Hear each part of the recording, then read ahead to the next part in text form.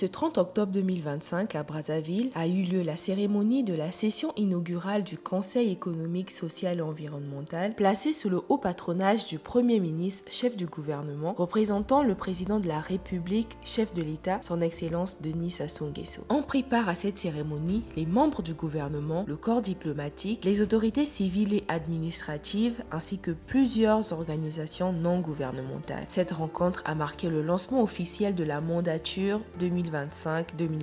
La cérémonie a débuté par la lecture du décret présidentiel portant nomination des membres du Conseil, lu par le secrétaire général du CESE. Article 1er. Sont nommés membres du Conseil économique, social et environnemental ainsi qu'il suit. Au titre du président de la République, Madame Emilienne Raoul.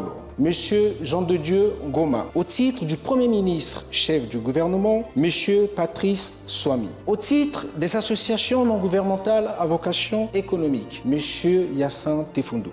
Dans son discours, Madame la présidente du CESE a exprimé sa gratitude pour la confiance renouvelée placée en elle et a salué l'engagement constant du chef de l'État en faveur de l'inclusion et de la représentativité des femmes au sein des institutions de la République. Le Conseil économique, social et environnemental est une assemblée consultative qui comprend en son sein les représentants de la société civile organisée et rassemblée au sein des principales branches d'activité économique, socio-culturelle et environnementale. En promulguant la loi organique relative au fonctionnement du Conseil économique, social et environnemental, le président de la République a choisi d'établir la parité au sein de notre institution. Mais que s'est-il passé dans l'application de cette loi à travers le décret numéro 2025-173 du 13 mai 2025 portant nomination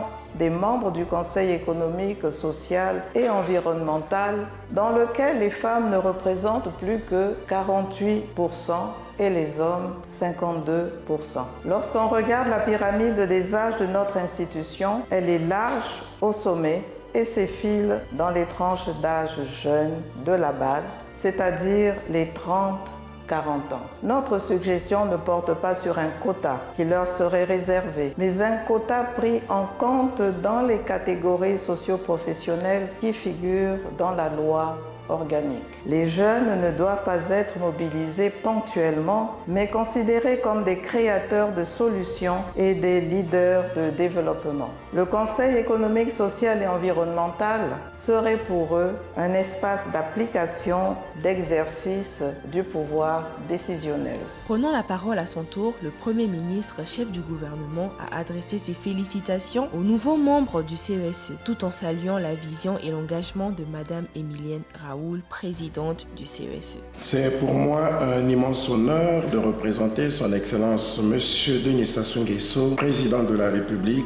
chef de l'État, à l'ouverture de la présente session inaugurale du Conseil économique, social et environnemental. Madame la Présidente, j'ai noté avec beaucoup d'intérêt vos préoccupations en appelant à une collaboration plus étroite avec le gouvernement. Je rappelle que le Conseil économique, social et environnemental est justement l'incarnation et le dépositaire d'un modèle qui fonde sur une large part de consensus qui doit assurer la cohésion d'une société plurielle comme la nôtre. La création et le fonctionnement régulier des conseils consultatifs de la femme, de la jeunesse, de la société civile, des personnes vivant avec handicap, ainsi que des sages et notabilités traditionnelles sont un gage de bonne foi et de la détermination du gouvernement de faire participer l'ensemble des forces vives de la nation au développement du pays par un dialogue constructif et fécond. Une assemblée comme le Conseil économique, social et environnemental se doit-elle d'émettre des avis qui prennent en compte l'équité sociale, le développement humain, la justice climatique,